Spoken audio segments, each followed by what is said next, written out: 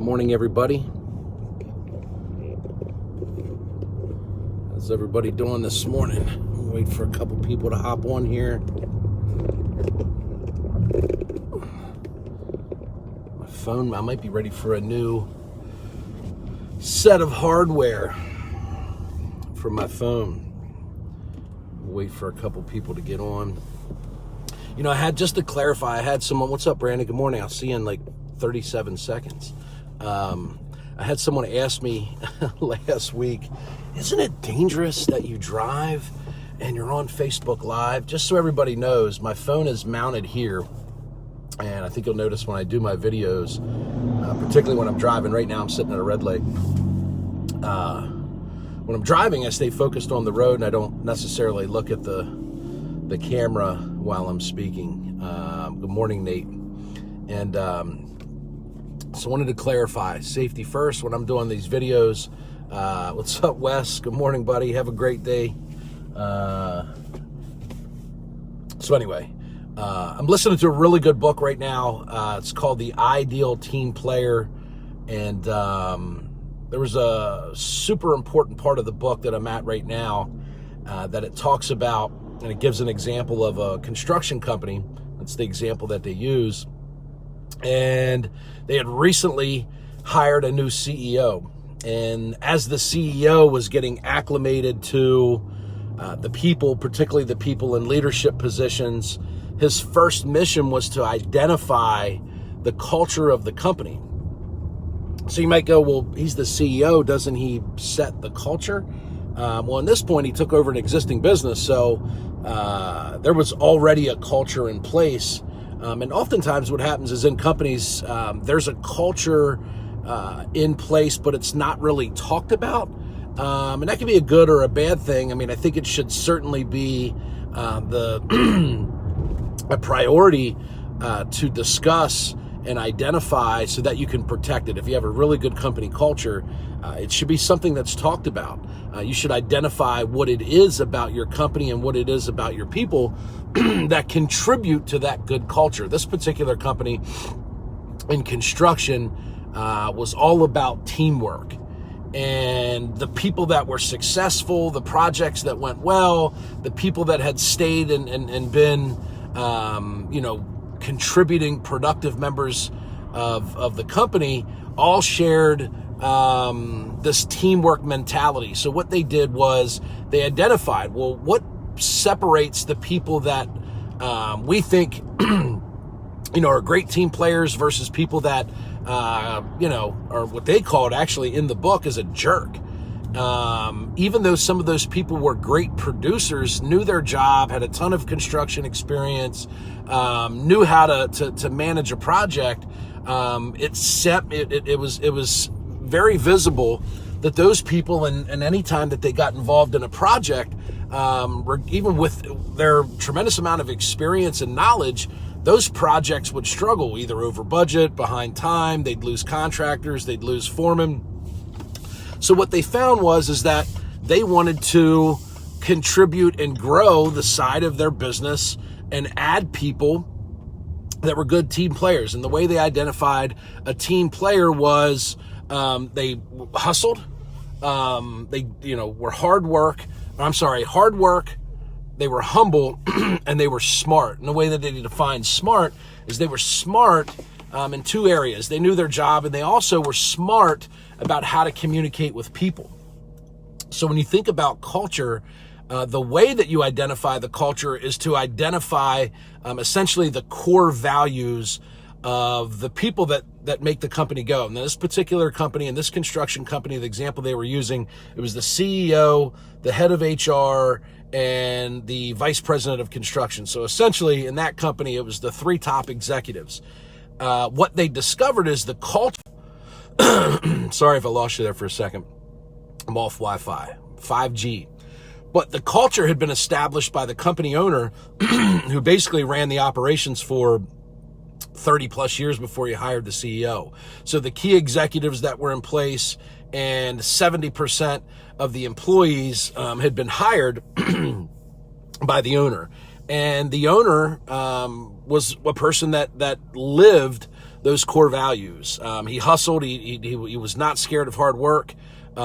He was humble. The way they discovered that or talked about that is that the way that he treated an entry-level laborer was the exact same way that he would treat a customer spending $30 million on a building project. And that was something that all of the employees admired, and they modeled themselves after, and that was what set the culture. So the culture is set by what's called the visionary, the owner, or basically the top executive in the company. They establish the culture because ultimately, as they set out new projects, as they determine the vision of the company, as they play a role in critical hires of executives, they will hire people, whether they know it or not, that share their same set of core values.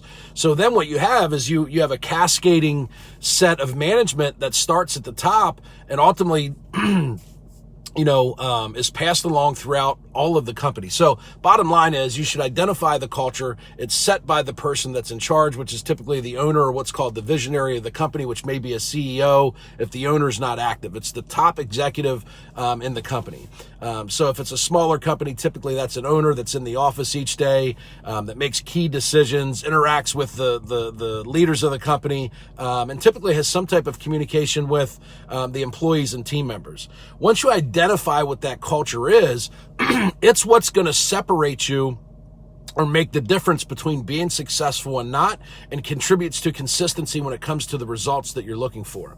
This particular company and their teamwork, and as they identified that as being smart, not only knowledgeable with the industry that they were in and knowing their job, smart with their communication with people, being humble, which is something that contributed to teamwork. And if you think about that, the willingness to roll up your sleeves and chip in on a project as an executive or a leader, if the team's behind, is something that people could easily identify as teamwork, but it requires you to be humble.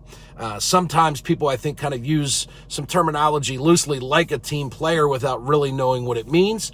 So in this particular instance, and in our company, what we do is really dive into what those things mean. Like, what does it mean to be a team player? How can we identify someone that's likely to be a team player versus someone that may talk about it, but not necessarily be about it? So we established, and this company established their core values. Then they made a commitment to not hiring or adding anybody to their team that didn't live and breathe and believe in those core values. So the way that you dive into that during the interviewing process is to simply just talk about it. Hey, you say, hey, one of the three things that's super important to us to hear is hard work. Can you give me an example of how you may or may not, it might not be a good fit for you, share or give me an example of how you embrace and are committed to working hard. And you would say the same thing about, being humble. One of the things that's super important here is teamwork. And we feel that teamwork, comes from a place of being humble, whether you're the CEO of the company or the janitor that works here. We believe in being humble, and that comes across in the way that we communicate and treat people. Can you give me an example of how you may have interacted in your previous jobs or previous, employers, and an example of being humble? And then they set us a rule that if that person doesn't observe, believe in those core values, they do not hire them regardless of how great they may be at the job. And here's the reason why. And I'll end this video with this, is that when you have a culture, if you don't know why you have a good culture, you're likely to bring somebody in, and one bad apple can ruin the bunch. Two bad apples can flip the whole thing upside down on its head. So you need to identify your culture, which will eventually lead you to a set of core values. And then when you make personnel decisions, when you make hiring decisions, when you make compensation decisions, when you make promotion decisions, when you make any type of decision or conversation that involves a number of different day-to-day operational issues, HR issues, you have a set of core values that you can lead each of those decisions, which creates consistency. It also contributes to your culture. one of the things that I talked about last week, and I'll give you an example, it holds us accountable. It's a set of rules that's able to, basically guide people's decisions and make sure that we're constantly coming from a place of consistency. And that's what a lot of people appreciate. I mean, there's times where you have employees that may need to have conversations about their productivity or way they interact with other people. As a leader or manager, when you start that conversation, as you lead that conversation, when you make the decision about how to handle some disciplinary action, you can refer back to your set of core values, which should be between 3 and 5. You can't have 10 core values, right? You have a value system that may be 10 values, but your core values, your non-negotiables, should be between 3 to 5. So when you make a hiring decision and someone's qualified to do the job, they have the experience, they have the knowledge, they have, hands-on, the ability to be able to knock it out of the park. But if they're not humble, in this case with this construction company, what they found was someone that was not humble, that was in a project management position, would constantly have turnover with contractors on the job. They would constantly have turnover with foremen on the job. And even though that person that was in that foreman position or in that project manager position was super qualified, because they weren't humble, it would constantly contribute to delays. It would constantly contribute to being over budget, because they would have maybe a general contractor start a job, not finish it. They'd have to hire a new GC, and then there was lost money that was spent in between because someone had to redo work or start a project over again, or simply just being over time will cost you money in a construction company. So that's the deal. When you talk about having a culture, you should know what it is. That culture should be described and labeled by using your core values. And then you have to use those core values to make critical decisions about how you treat your people, how you make decisions, and how you hire and fire and promote and pay. So that's it. It's something that we try and live and breathe every single day at Integrity First Property Group, the Liz Hamburger team at Keller Williams, Clear to Close Construction.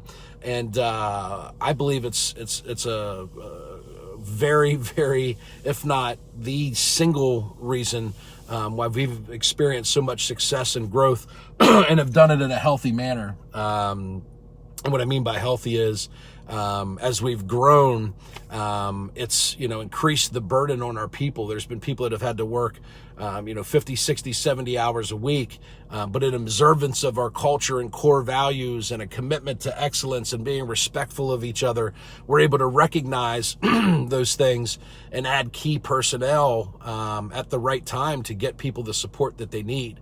So anyway, that's what culture is all about. Culture goes hand in hand with core values. You have to operate in observance of those core values in all of your key decisions, and that's how you build a team and a great company culture. We'll see you guys.